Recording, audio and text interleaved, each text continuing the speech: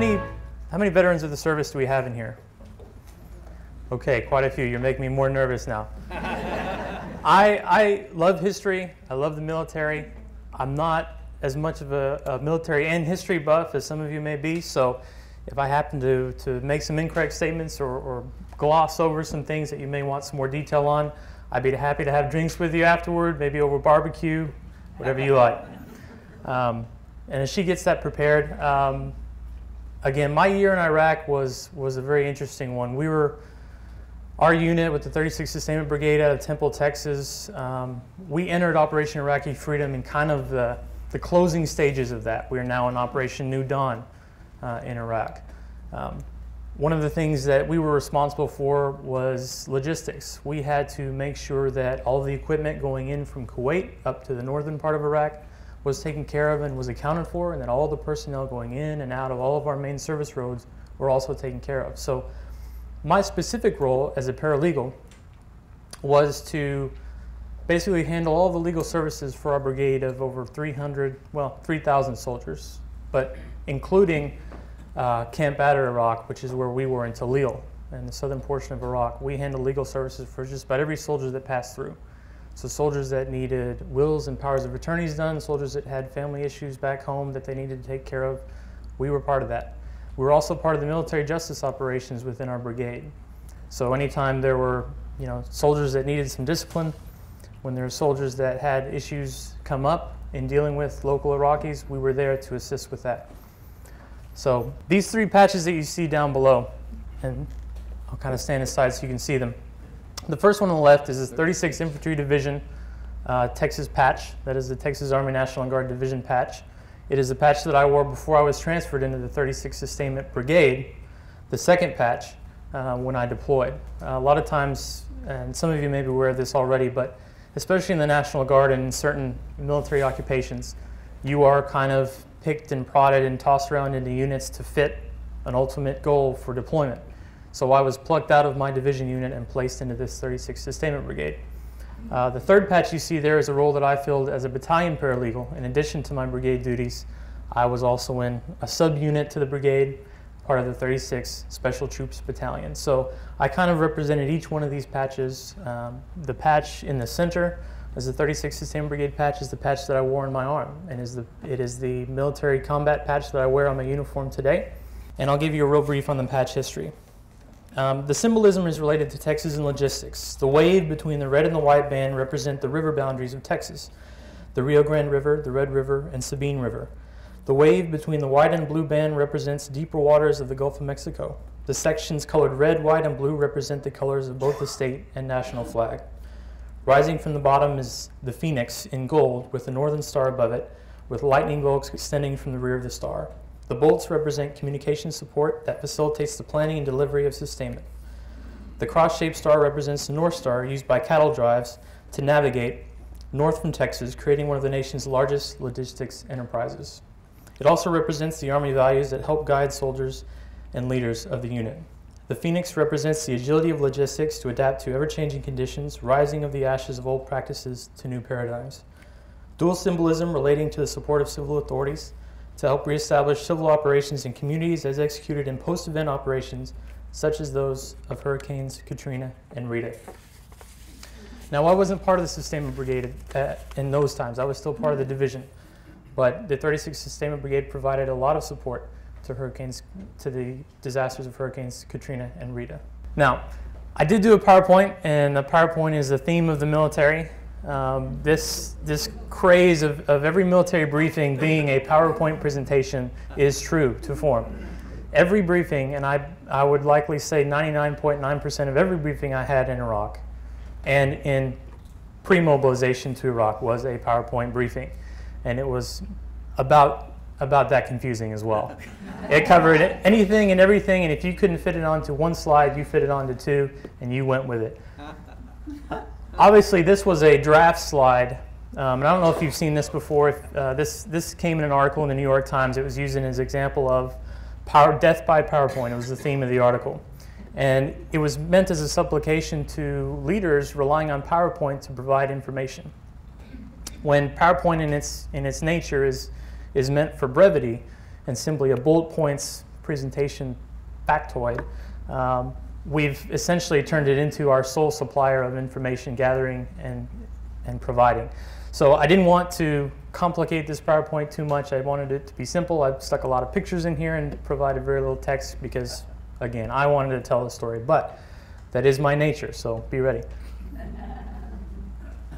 Okay, so in May, actually, I'll bring it back all the way to March. In March of 2009, I got the phone call.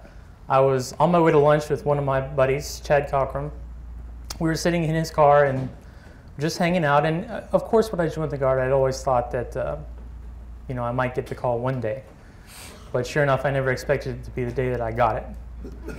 So I got the call, and it was a very, very bland, Sergeant New, yes, you're going to Iraq. Oh, okay. More to come later. Oh, okay. And that was it. And I'll give one last shout out to my wife who's having to walk out the door to go to work. Becky. Everyone give her a round of applause. Unfortunately, she has to leave, but I couldn't have had a better friend and a better spouse than Becky. She was wonderful, and you'll get more pictures of her later. But in March, I got the phone call, and they said, your first training is going to start in May. You're going to go to Camp Swift outside of Bastrop, and you're going to do all kinds of rolling around in the dirt, crawling under barbed wire, and learning how to shoot your M4 automatic rifle. So that's what I did. We did a lot of the drills and training and got a ton of briefings on anything and everything relating to what we might experience in Iraq if we were to encounter combat operations. So you've got a picture of me there on the left looking through some binoculars, pretending to find insurgents. I am standing on top of a turret of a Humvee, 1150 Humvee. That center picture is where I slept for a good month at Fort Hood in a nice metal bunk, sleeping very close to my other soldiers. And you've got my weapon there draped, and my other best friend besides my M4 rifle was my laptop. I could not have gotten away from Iraq or from any of the military training without having my laptop close by my side. It was my primary communication tool with my wife, with my family, and we were lucky enough to have internet connection in Iraq to allow us to take time off and even keep up with things that were going on back home. So it was very valuable for me. Some of the memorabilia that people would take with them as a remembrance of home. A lot of people took stuffed animals. Becky would hate me to tell you this, but I found a little sock of hers one day with some of her perfume on it, and I stuck that in my backpack, and I took that with me to Iraq. She thought that was a little bit weird, but I thought it was okay. But everyone had their little something, their little trinkets, their little jewelry, their stuffed animals, and whatever they had, they kept it with them, and including pictures and even pictures that I had in my laptop. We all had our mementos of home. Now? Yes. Now, through our processing at Fort Hood, we went through the very medical rooms and corridors and went through a lot of the same procedures that the soldiers who unfortunately were there during the shooting on November 5th, 2009. Most of you, I believe, are maybe aware of the story of that shooting. We had already moved into Iraq at that point, but we were through those very rooms. We had gone through all the little stations and drills that the soldiers have gone through. It's a very, it's not a very stressful process, but it takes a very long time.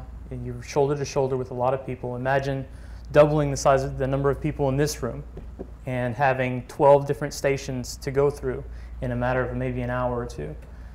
Getting shots, getting paperwork together, getting reviewed by doctors, and you are defenseless. You really don't have your weapons with you. You're not in training mode. You're in sitting in a chair and waiting mode.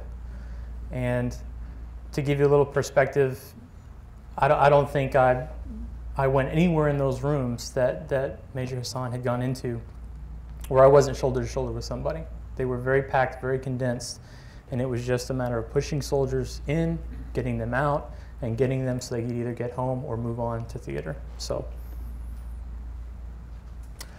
and waiting, waiting, and waiting, and waiting. We did a lot of waiting. We were on a very tight schedule, but it always felt like I wish we would get there yesterday. The faster we could get to Iraq, the faster we could get to Afghanistan, the faster we could get home. And that waiting period was very very nerve-wracking. So you had a lot of soldiers express their frustrations in various ways. A lot of it ended up being graffiti in the bathrooms, graffiti on the walls, emailing funny pictures to each other. But there was always a sense of humor about it. They knew that it wasn't something they could just walk away from. It was something they were obligated to do, but they were willing to do it. But they still had to express their lighter side, so that was an example that I wanted to provide. Okay, so we're done with the waiting and we're moving on. We're finally going to Kuwait. We flew out on a C-130. We actually flew out on a larger, like a 767 commercial airline, leaving from Fort Hood directly to Kuwait. We took a couple of stops, one in Bangor, Maine, and one in Germany, and then flew on into Kuwait. But we did take a C-130 aircraft from Kuwait back into Iraq. And the picture on the right is all of us. That is all of us standing and waiting and moving bags and shifting bags and putting them onto trucks. And that was pretty much all we did. My mind is a blur from that period because it was seemingly moving and shifting and moving and shifting the entire time. We did stay in makeshift tents. I like to consider Kuwait purgatory because it was neither a place to be or stay. So we were either on our way to Iraq or on our way home every time we were in Kuwait. And being in those places, once we got to Kuwait, once we got to Iraq, we found ourselves naturally attracted to the things that reminded us of home. And they made sure to provide us with those things, Starbucks and McDonald's. So there was a kind of Starbucks in Iraq. It was actually called Green Bean Cafe, Green Bean World Cafe, Starbucks look-alike. There was actually a Starbucks in Kuwait, it's not in Iraq. But there was versions of McDonald's and various things. So this is a quote that I pulled from President Obama that he had made, which kind of sums up what our mission in Iraq was, what our purpose was at the stage that we were at with our unit. And I'll read it to you. We sent our troops to Iraq to do away with Saddam Hussein's regime, and you got the job done. We kept our troops in Iraq to help establish a sovereign government, and you got the job done. And we will leave the Iraqi people with a hard-earned opportunity to live a better life. That is your achievement. And I truly believe that. I believe that was our achievement. We were there to help establish and maintain a stable Middle Eastern government to eventually support and promote peace. Now we can get into politics again over drinks and barbecue later, but that was our mission. And I believe to the very core that it is an honestly good mission to have, whether or not it was going to be accomplished as cleanly and as perfectly and as efficiently as we hoped it would be. I think only time will tell whether or not we are 110% successful in that aspect. But that is a good sum of basically what we were there to do. Okay, here's a map basically of Iraq where we were. You can see Iraq is to the north of Kuwait. It's surrounded by Saudi Arabia, and what's not labeled up there is Syria and Turkey and Iran to the east. And my location, once we landed in Talil, Talil Air Base is located in Kab Adder, Contingency Operating Base Adder. And that is where I spent my 10 months in Iraq. Now you can see it's not, my parents were always calling me and worrying about, you know, what this happened in Baghdad, that happened in Baghdad, how's everything with you, did it get to you? We were quite a ways from Baghdad, to be honest. We were south of Baghdad. A lot of our main service roads connected directly to Baghdad. A lot of the soldiers that came through our areas were on convoys that moved through Baghdad and up through the north. But most of our attention focused on where we were in Kab Adder. And if we had soldiers traveling, they were scattered all over the country, but primarily we were back and forth to Baghdad. So,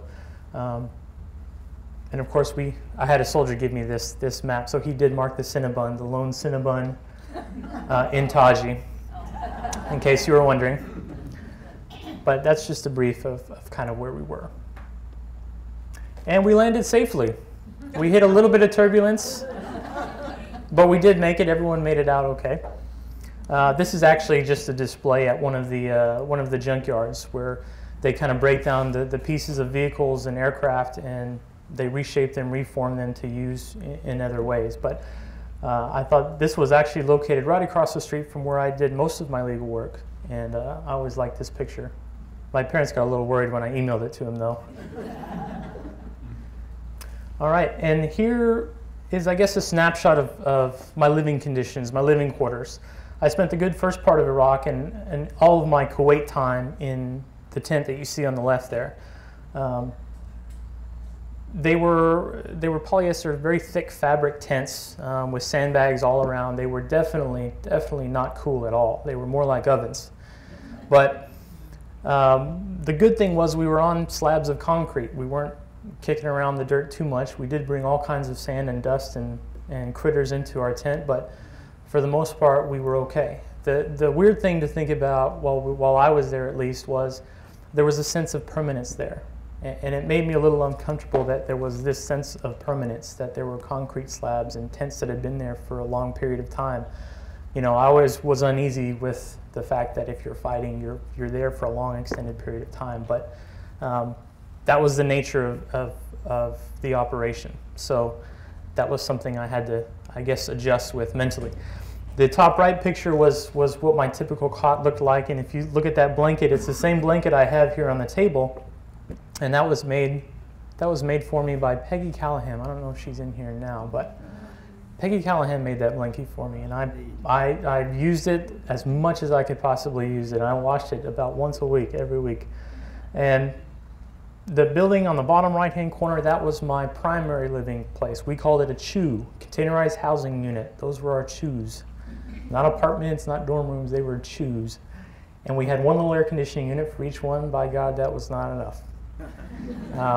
When we first got there, when we first left, or when we left toward the end, beginning of summer, end of summer, the average temperature was between 120 and 130 degrees. You could literally feel the heat singeing off of your fingertips. Unbelievable. Now, it wasn't as humid in some cases, but the raw heat created its own humidity. Seriously, it felt that way. But we did manage to stay cool. We had large liters of water. We had excellent water while we were there. It wasn't you know, mineralized like auto water is as much today. It was very pure water, but we were well hydrated. We were well covered, and we were air conditioned to as best we could be. So we got there. We kind of got situated. We got a feel for the environment. So I started putting up, you know, some of my personal things, and one of those personal things was the City of College Station flag, signed by a lot of the staff and employees. They gave me a nice going away parting ceremony to kick off my deployment, and I hung that up in my little CHU room very proudly and took a picture and sent it back home to them. The top right picture was the guy that I replaced, and that was his sending off barbecue. That was my welcome to Iraq barbecue. Those smiles are not real. I harbored a lot of resentment for him, but he was incredibly nice and very helpful. He was a very bright guy. He still is. I talk to him every now and then on Facebook. He's a very nice guy, and he showed me the ropes, showed me everything I needed to do, and we had a few more burgers before he left after that. On the left, you'll see one of my cohorts looking at what was very typical at Kabadr and in Iraq.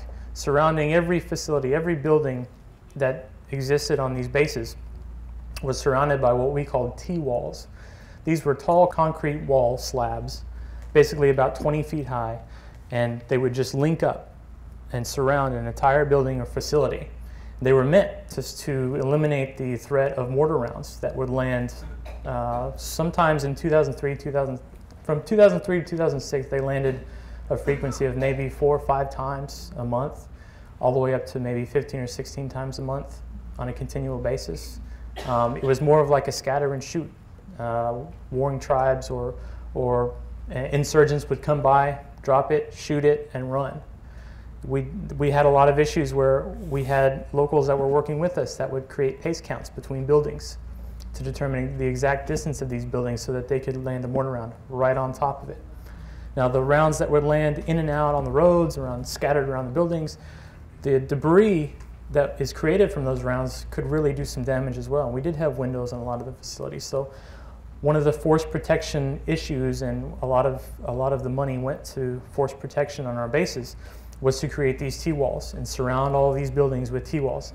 Now, having said that, I'm going to dovetail really quick and tell you that one of the gifts that we would always take home with us, and a lot of the soldiers did, was a reminder of these T-walls. It was something strange to see in Iraq. You don't see it at home. No one's going to surround their buildings with concrete here.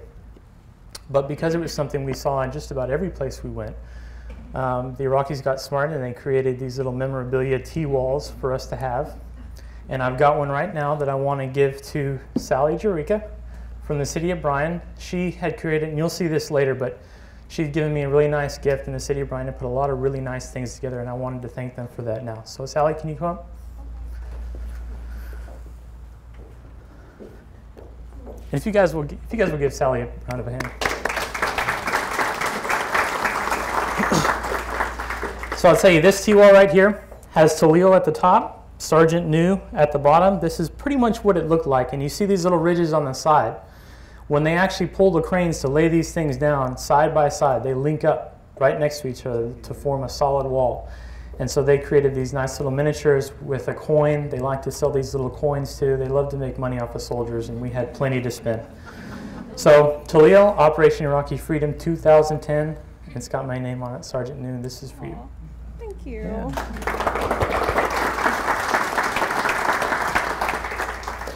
Now don't worry, College Station, I've got a couple more. I just wanted to give that one out. So anyway, I'll move on, but that was one of the more interesting things, and it is just concrete. So what the soldiers said was, we don't want to just look at concrete, we want to paint the concrete. So that's fine. That's what she was looking at there, and I didn't want to scatter it with too much of that stuff. The soldiers were painting unit symbols and patches and colors, and it really became a display of soldier art on every base, in every area. So now we're settled in, I'm finally doing my job, and there you see me. I promise I'm not sleeping up in the top left corner. I'm actually looking at some legal documents, and that was kind of the makeshift desk that I worked at. It took on many forms, and the desk looked many different ways throughout the year because we were always moving and shifting, but at that point in time, that's where I worked. And I wasn't far from our Cobb Adder swimming pool. As you can see, the water is very high at this point. Wasn't much for water there. There were a couple of bases in Iraq, I think one in Basra that had an actual pool and actual grass next to it. We didn't have grass. We didn't have a pool. In fact, the trees wouldn't even grow straight. The trees would grow like this because the wind would blow so hard. We had a couple of dust storms that were quite thrilling and quite heavy. You know, I come from West Texas. I'm originally from Midland, Odessa, in the Permian Basin, and we have dust storms there. And they're big, and sometimes they're threatening, but they're not as scary as the Iraq dust storms. The Iraq dust storms you could see coming from 10 miles away, and you could just see the dirt billowing and billowing and billowing, and sometimes you could even look straight up in the air and see it hovering over you, and you're like, where is it? And then all of a sudden, everything turns orange, and everything you're breathing is dust. It's very scary. But it wasn't too bad. We only had maybe 2 or 3 of the real severe dust storms, but it was an interesting experience. Now, this bottom picture here on the left is my major on the left and my supervisor, Staff Sergeant Cleary, on the right. Major Matias on the left, he worked at the city of San Antonio as an attorney. He was my JAG attorney, my Judge Advocate General Attorney. He did a good portion of the contracts and a lot of facilitating of a lot of the operations that went on to ensure that they were compliant with the gajillion laws that we have and gajillion procedures that the Army has. For those that have served in any military capacity, you know there are rules and regulations that have to be followed. And if they're not, someone will find a way to screw you over. So he was there to make sure that everything that our commanders did, they did right. And they did according to the rules and regulations and laws of not only the U.S. government, but the Iraqi government. He's a very, very smart man. He was a good mentor for me. And on the right, of course, when we didn't go to the DFAC, when we didn't and I say DFAC, I'm sorry, when we didn't go to the dining facility, we call it DFAC, the cafeteria, or we didn't have our MREs, which is meals ready to eat. Does everyone know does not know what an MRE is? Who does not know what an MRE is? Oh, there's a little handbag. Okay, I'd love to explain it. It's a bag of food. Literally, it's a bag of food wrapped, vacuum sealed, and wrapped. It can last just about forever, although I wouldn't recommend keeping it forever. There's many different flavors, and it's an easy way for the Army to feed soldiers. So instead of setting up a pup tin and cooking up a hot meal, they just throw a bunch of bags in a truck and say, go get it. So I did save one of the MREs. After I get done, if you want to come up and talk to me about it or take a look, you're welcome to do that. When there wasn't MREs and when there wasn't a dining facility to go to, we pulled out the barbecue pit and cooked some meat. So we had fun doing that. Now, in October of 2009, we did get attacked. We did get a mortar round come in that landed directly on one of the chews in our base. Very rare that happened. It was actually the only time that it happened during the year. We were somewhat warned by our predecessors that there's an occasional mortar attack, but they'll never get close enough inside the base. This happened about 150 yards from our office, right on top of a shoe. Thankfully, no one was killed, no one was hurt. The person that would have been in that shoe was not there, but it did decimate the shoe, and it did expand a lot of debris. Of course, that particular area was covered in T-walls, so it did protect the other areas, but it did get literally destroyed. The mortar round landed right on top of it, blew it out. There were a couple other rounds. I remember at that time we were just sitting in the office, just doing our thing and working, and occasionally you'll get these sounds of rounds going off, but you always expect it to be a training scenario. We never did always hear the big loud voice. There was a big loud voice that would go over the entire base and say, warning, warning, warning, this is just a test. Explosion in 5 minutes. Controlled explosion in 5 minutes. Sometimes we'd hear it, sometimes we wouldn't, but we'd always assume that it was training. Well, this happened. Boom, boom, boom, boom. Boom. We're waiting, and it felt really close. So we said, well, you know what? Let's get down. And the warning signal sounded, and everyone had their blinkers on, and everyone had their weapons ready.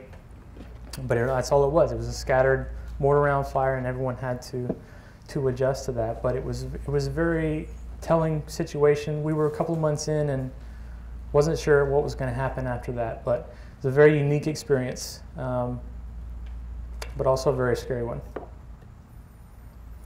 So immediately after that mortar round, as soon as I could, I jumped on my laptop and I took to calling my wife. I couldn't call her traditionally on a cell phone. Our cell phones would not work in Iraq. If they did work, we would have to buy them at one of the military outlet stores. It would be a pay-as-you-go phone, or we could use calling cards. My communication preference was Skype. And I don't know how familiar everyone is with Skype, but basically it's video conferencing and phone conferencing over the internet. So I could basically log on to the internet and call her through my IP address on my laptop and talk to her.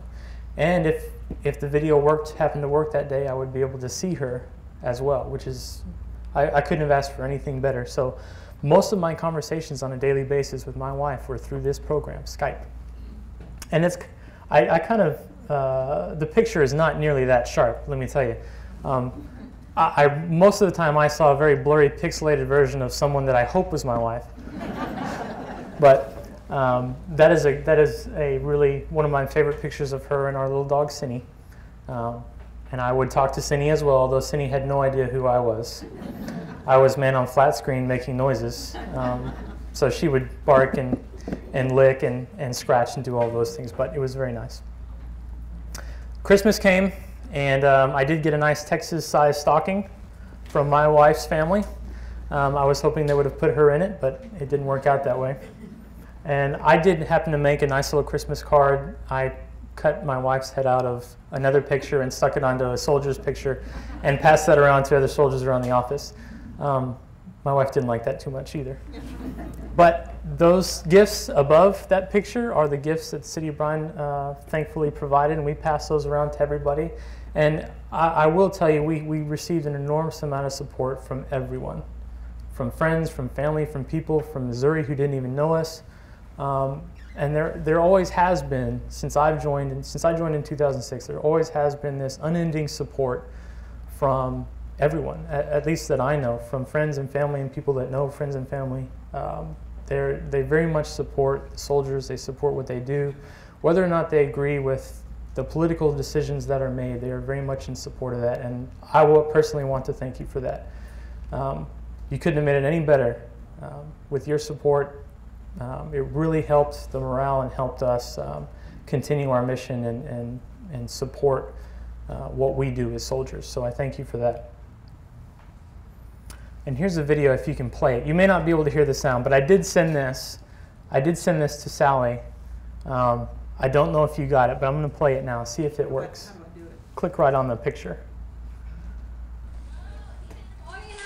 It actually does work, by the way. Okay. Are you ready for the video? Yeah.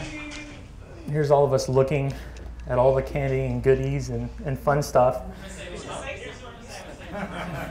Somebody did send a game of Battleship. I don't think we opened it though. This is right around Christmas time. We all just want to dig in, and one of the captains is trying to make us do this. We got y'all. We got y'all. You can go. I'm just going. From Kuwait, Iraq to the city of Bryan, Texas. Merry Christmas and Happy Holidays! So that was my legal team. That was the group that I spent the 10 months with and I worked with. They were an excellent group, all very bright, all had very different personalities. And I really learned not only a lot about military justice and the legal field, but really about personalities and what other soldiers do and how they serve and their motivations for what we do as soldiers. You can go to the next one. This was my roommate. Obviously, I was not a big enough person to have my own CHU. I had to have a roommate. Majors and above got their own CHUs and got their own bathrooms. But I was very fortunate to have served with a roommate who was also a part of this unit, but also one of those soldiers that was dragged in from the outside. So neither of us were originally a part of this brigade unit. Both of us kind of dragged in from the division level.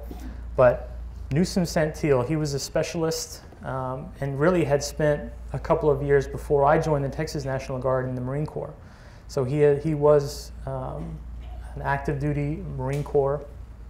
I don't think he deployed anywhere, but when he finished his service with the Marine Corps, he decided to join the Texas Army National Guard, and we met in that CHU. And one of the things I wanted to share about him is his family is originally from Haiti, and the time they spent in Haiti during that earthquake that happened at the beginning of the year was very hard on him. And we had a bonding time during that time when, especially a time like that, or even a death in the family, which he was lucky enough not to have. It really does. It created in me a sense of wanting to get to know soldiers a little bit more. We often get rolled up in the duties and our responsibilities, but soldiers don't always talk about what's going on at home. They did with our legal services, but not to other soldiers sometimes. And that was a really unique time to be able to share with him and to understand what his family was going through. But he was a very interesting soldier to share time with. Okay, the Ziggurat tour. And this was in January also. One of the neatest things that we did, and we couldn't go to Chuck E. Cheese, we couldn't go to Dave & Buster's, we couldn't go to Disneyland. We had limited choices about what we could do for fun. And outside of playing ping pong or video games, one of the really neat experiences was traveling to the Ziggurat. And I had a little brief that I'll share with you on the Ziggurat if you're not familiar with it. The Ziggurat, to put it in, I guess in simple terms, it's more of like a downtown. It was like the city square, the city center. At the very summit of this Ziggurat, which could stand between 100 to 200 feet high, at the summit is the temple where religious leaders would worship and people would worship whatever god they happened to worship in that time. But the Ziggurat, they were huge step structures of trodden clay and brick, and with temples on their summit. In many cases, in this particular one, this was located just south of Baghdad, really just outside of our compound. It didn't take us long. We had the convoy there using the vehicle in the bottom right. The full structure you see in the top right, and our tour guide in the center. It's very unique. That it was claimed that this ziggurat was created as basically the birthplace of Abraham from the Bible. The Ur of Chaldees is often the phrase that's used with it. The Chaldeans from the Bible is something you may recognize. It pertains to this particular location. Now, we didn't see any really solid artifacts other than maybe some scratch hieroglyphs, which you'll see in the bottom left corner on some of the outskirt buildings. We were really only allowed to go up to the very top and descend back to the bottom. Inside, it had decayed so much and was only recently renovated over the past 30 or 40 years. But that ziggurat structure is said to be over 3,000 years old. It was a very unique experience. And trust me, I was very nervous going up to the top. Being able to see so much horizon, I did worry about snipers a little bit, but they assured us that in this case we were very safe. That was one of the things that I took with me as well. The mosques that were on site, this ziggurat structure, religion was held at a very high standard. And it was something that as soldiers we could kind of understand and share on a philosophical level that there are some sacred things in life. Whether or not we agree on governments and on politics and on whatever, that this was something that was very unique to them, and I loved it. And so the people, getting to know the local Iraqis, one of the things that I did was escorted local Iraqis that worked with contractors on base. So they were the ones laying down the T-walls. They were the ones helping build new buildings. They were the ones laying out and paving new roads. They were doing anything and everything on post, and we're getting paid by our government to do that. So I had the opportunity to meet with some of the kids that were actually 12 years old but said they were 18 so they could work. I met a lot of the families, brothers, sisters, or not sisters, brothers and fathers. Almost all of the contractors, in fact, all of the contractors, local Iraqis that worked with us were male.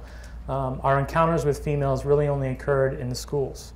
We did have parts of our unit that would travel outside of the base to certain schools in Al Nasiriyah and other smaller villages to help the children in reading programs, to work with some of the officers, the Iraqi security forces on basic officer training and providing them with guidelines on leadership and guidelines on how we conduct unit cohesion and practices within our own military structure. So most of my exposure to the local population was around base, escorting some of these contractors, and they had been there a lot longer than I had. So I was learning as much from them as they were from me. And I did have the pleasure of teaching one group of contractors, All My Exes Live in Texas, if anyone's familiar with that song. They were filling sandbags and I was just kicking back, making sure they weren't goofing off too much. And I started, humming that little tune to myself, and our nice translator said, "Sir, what is that? What is that you say?" I saw it. It's a song. It's George Strait's song. He's like, George Strait? I said, okay, well let me take you back. So I talked to him about country music. I talked to him about Texas, and he was familiar with our Texas flag. He knew our Texas flag. He knew our American flag, of course. Didn't know country music, but I said, that's okay. I will help you, and you're going to help these guys. He said, sure. Let's do it. La la la. So he talks to them, and unfortunately I wasn't able to really learn as much Arabic as I wanted to, because I wasn't exposed as much to the local populations. But when I did, I learned as much as I could. So of course, we started the first round. All my exes live in Texas. All my exes. All my exes live in Texas. So then he'd have the group sing it. All my exes live in Texas. It was great. But they didn't just sing the phrases. When they got done singing what I had taught to them, they would all stand up and do these little dances. All my exes live in Texas. So they added their own little flavor to it. I don't know if I would bring that back into the song, but I did enjoy that quite a bit. So overall, the people that I talked with, they were very friendly. Some were obviously frustrated that that we had a presence there and that we continued our presence there. But for the most part, they understood. You know, I couldn't just stereotype any one local Iraqi that I worked with or talked to, because they all had different opinions just like us. And the ones that were there, the ones that were working side by side with us, they knew us. They knew what our habits were, they knew what our mission was, and they appreciated it. And that was an assurance that I felt like we were doing some good things there. But if I see one of them singing "All My Exes Live in Texas" on YouTube in the near future, I don't know. Oh, this bottom left picture is my beautiful Iraqi sunset picture. This porta-john was actually sitting right outside of our office. This was our restroom. This was our everyday restroom, and it's got a nice little birdhouse right next to it. But off in the horizon, going into the sunset, is the actual airfield. It's where all the planes landed. It's where all the helicopters landed. I got to see a lot of aircraft flying in and out of the airbase. A lot of soldiers passing through. Got to see a lot of just a lot of traffic and a lot of beauty there when the sun would set every night. It reminded me that yes, I can cross off another day on the calendar. So that was a good ending theme picture that I like to remember of my time there. Mike, speak to that picture in the lower right-hand corner. Is that y'all's wintertime, such as it? Oh, this one right here, Yeah. with the child. Actually, this was one of our first days to start escorting the locals, to start escorting the contractors out to do work. And this young boy, he's got a 6 there because the boy is actually 6 years old. He was telling us he was 12, 13. It was funny because these locals, when they come through, they came from Al Nasser, and they would drive their own vehicles up. They had to go through at least 3 checkpoints in their vehicles and get screened in their vehicles. And then when they got out, they had to go up to our base and get hand screened and get talked to and get checked and get ID'd. They had to go through a rigorous process just to be able to work and get paid to work on base. Well, every day they would let this young guy go through. I mean, obviously he didn't go out and do a lot of the jobs, but he did accompany his father to a lot of the contracting work. But what he would do while his father was doing all the ID checking and everything, he would wander around to the soldiers and ask for money and watches and cool things and really play up his cute side to get things out of the soldiers. Now, he had several watches and several coins and all kinds of things in his pockets, but he would go around and pilfer things from us when he could. He would really target the female soldiers, though. When our female soldiers were asked to escort, he really walked over and gave them the sweet talk. So we had a good time talking with him. Every time we had those responsibilities, which was maybe 2 or 3 times a month, we would have a good time with him. And this is just a fun little ending video, if you can play that.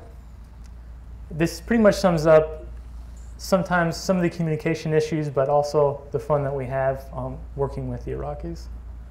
One of our PT instructors, our physical training instructors, doing very simple jumping jacks with a good line of our Iraqi soldiers. So he did very simple, follow me, jumping jacks, and they were doing all kinds of different stuff. There were a couple that were good, but some were just jumping like this. Some were jumping with one knee in the air. Some weren't even jumping at all. They were just spinning in circles. It summed up not only the communication difficulties, but sometimes the fun they would have with us when we would try to do things and train, and they just said, we're not going to learn that today. We're just going to have fun. So you'll probably find it on YouTube, and there's a lot of other things and information that really I didn't cover because it's all out there. Soldiers are posting their videos and their experiences on YouTube and on Facebook and a lot of the internet media, and you'll be able to hear stories in that way. But most of what I've talked about is very personal to me, and if you have any questions or anything that you want to share now, I'd be happy to answer. Yes, sir.